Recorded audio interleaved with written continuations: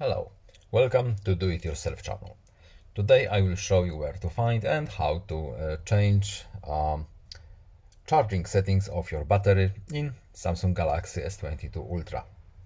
To change our battery settings or charging settings, we need to go to settings, of course, then we're looking for battery menu here.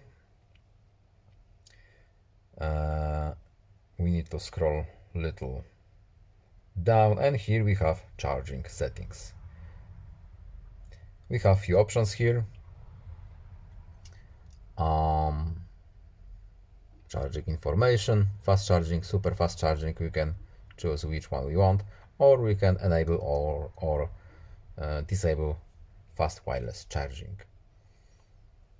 And that's all. I hope this video was helpful to you. Please leave a like and subscribe. Have a nice day and see you in the next video. Goodbye.